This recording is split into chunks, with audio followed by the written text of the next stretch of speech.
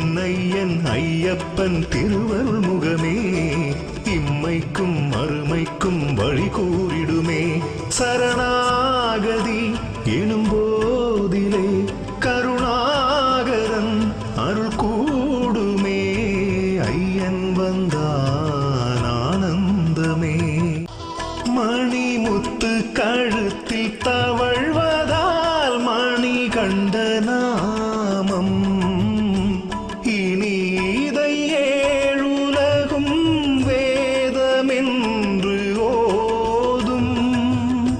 மணிகண்ட மழலை சிரிப்பிலே குழலிசை தோர்க்கும். முகம் கண்டு முழு